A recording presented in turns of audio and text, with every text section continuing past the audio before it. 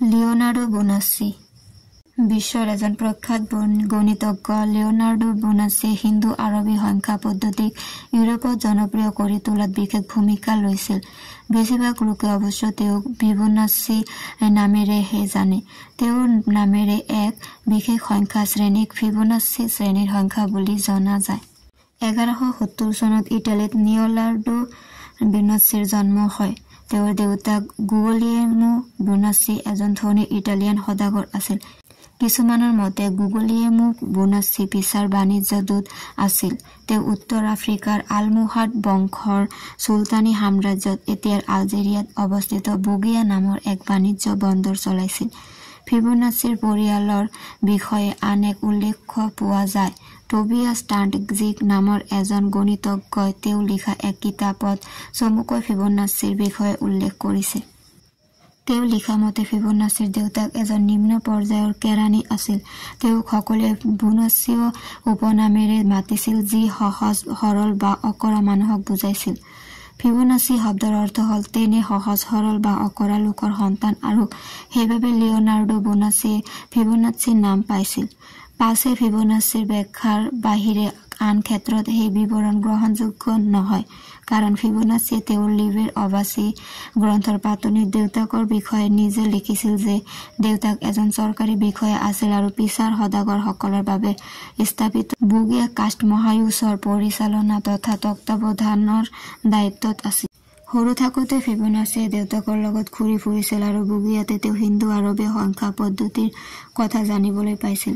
ফিবোনাচিয়ে Roman সংখ্যা পদ্ধতিৰ কথাও জানিছিল। তেওঁ ধৰিব পাৰিছিল যে এই হিন্দু আৰবী পদ্ধতি তাতকৈ উন্নত আৰু সুদক্ষ। সৰুৰে পৰাই ফিবোনাচিৰ গণিতৰ প্ৰতি যথেষ্ট আগ্ৰহ আছিল। ডাঙৰ হোৱাৰ পাছত ফিবোনাচিয়ে মূলতঃ গণিত শিক্ষাৰ বাবে প্ৰাচ্যলৈ গ'ল আৰু তাৰ প্ৰখ্যাত আৰব গণিতজ্ঞসকলৰ ওচৰত গণিত শিক্ষা গ্ৰহণ কৰিলে।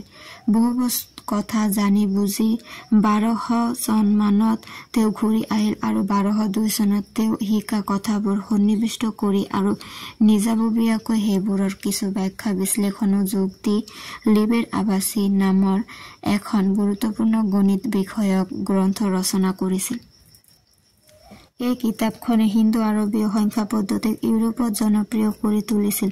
তদুপৰি ফিবোনাচিৰ বিষয়ে মানুহে জনাত আৰু তেওঁ গণিতজ্ঞ হিচাপে প্ৰখ্যাত কৰি তোলাত এই কিতাপখনে বিশেষ ভূমিকা লৈছিল। লিবেৰ আবাচিত এটা সমস্যাৰ উল্লেখ কৰা হৈছিল আৰু তাত সেইটোৰ সমাধানো আগবঢ়োৱা হৈছিল। সমস্যাটো বিশেষ পৰিস্থিতিত শহাপহুৰ সংখ্যাৰ বৃদ্ধিৰ লগত সম্পৰ্কিত আছিল। এক বিশেষ শ্ৰেণীৰ সংখ্যাৰূপে তাৰ সমাধান আগবঢ়োৱা হৈছিল আৰু এই শ্ৰেণীৰ সংখ্যাবোৰে প্ৰজন্মৰ পাছত প্ৰজন্ম ধৰি মানুহক আকৰ্ষিত কৰি আহিছে। সেই সংখ্যা শ্ৰেণীত এতিয়া ফিবোনাচি শ্ৰেণী বুলি জনা যায়। তেওঁ অৱশ্য এই সংখ্যা শ্ৰেণী আৱিষ্কাৰ কৰা নাছিল। ভাৰতীয় গণিতজ্ঞসকলে 6ষ্ঠ শতিকাতে এই শ্ৰেণী পাছে ফিবোনাচিয়ে তেওঁৰ কিতাপখনত এই সংখ্যা শ্ৰেণীক উদাহৰণ হিচাপে ব্যৱহাৰ কৰিছিল আৰু তাৰ ফলত এই শ্ৰেণীৰ কিছুমান বিশেষত্ব বিখ্যাত হৈ পৰিছিল। ফিবোনাচি শ্ৰেণীৰ সংখ্যাৰ প্ৰতিটো সংখ্যা আগৰ দুটা সংখ্যাৰ যোগফলৰ সমান। এতিয়াৰ গণিতজ্ঞসকলে এই শ্ৰেণীটো 0, 1, 1, 2, 3, 5, 8 হিচাপে উল্লেখ কৰিলেও ফিবোনাচিয়ে আচলতে 1ৰ পৰাহে শ্ৰেণীটো উল্লেখ কৰিছিল। তেওঁ ত্ৰয়োদশ পদলৈকে এই সংখ্যা গণনা কৰি উলিয়াইছিল। ফিবোনাচিয়ে এই শ্ৰেণীৰ সংখ্যাৰ দুটা ক্ৰমিক সংখ্যাৰ অনুপাতৰ বিষয়ে কোনো উল্লেখ কৰা নাছিল। গতিকে তেওঁ সেই অনুপাতক এতিয়া উল্লেখ থকাৰ দৰে সোণালী অনুপাত বুলি কোৱাৰ কথাই নুঠে। সেই সময়ত ইটালীত ৰাজত্ব কৰা সম্ৰাট দ্বিতীয় ফ্ৰেডেৰিক গণিত আৰু বিজ্ঞান চৰ্চাৰ এজন ভাল পৃষ্ঠপোষক আছিল। তেওঁৰ আমন্ত্ৰণত ফিবোনাচি সঘনাই সম্ৰাটৰ ওচৰলৈ গৈছিল আৰু সন্মানীয় অতিথি হিচাপে থাকি কিছুমান কামত সম্ৰাটক সহায় কৰি দিছিল। 1240 চনত পিছা ৰিপাব্লিকে ফিবোনাচিৰ দৰে এক নিয়মীয়া দৰমহাৰ অনুমোদন জনাই তেওঁক সন্মান জনাইছিল। ফিবোনাচিয়ে তেওঁৰ লিবেৰ অবাচি কিতাপখনত ভাৰতীয় পদ্ধতিৰ সংখ্যা বুলি এক প্ৰকাৰ সংখ্যাৰ কথা উল্লেখ কৰিছিল। আজিকালি আমি সেইবোৰক আৰবীয় সংখ্যা বুলি জানো। কিতাপখনত 0ৰ পৰা 9লৈ সংখ্যাবোৰৰ কথা কোৱা হৈছিল আৰু স্থানমানৰ উল্লেখো তাত আছিল। এই নতুন সংখ্যা পদ্ধতিক বাণিজ্যিক হিচাপ নিকাচ, ওজন বা আন জোখৰ বিভিন্ন এককলৈ পৰিৱৰ্তন, বিভিন্ন দেশৰ টকা পইচাৰ পদ্ধতিৰ মাজত ধনৰ সাল সলনি আৰু আন কামতো যে লগাব পৰা যায় সেয়া তেওঁ ব্যাখ্যা সহকাৰে দেখুৱাইছিল। ইউৰোপত এই কিতাপখনক যথেষ্ট গুৰুত্ব সহকাৰে গ্ৰহণ কৰা হৈছিল আৰু ইউৰোপৰ শৈক্ষিক জগতত ই এক গুৰুত্বপূৰ্ণ প্ৰভাৱ পেলাইছিল। লিবেৰ আৱাসীৰ উপৰি ফিবোনাচিয়ে আন কেইখনমান গাণিতিক কিতাপ ৰচনা কৰিছিল। তাৰে এখন হ'ল প্ৰেক্টিকা জিঅ'মেট্ৰি। 1200 খ্ৰীষ্টাব্দত লিখা এই কিতাপখনত জৰীপ, কালি আৰু আয়তনৰ জোখমাখ আৰু ব্যৱহাৰিক জ্যামিতিৰ আন কিছুমান কথা উল্লেখ কৰা হৈছিল।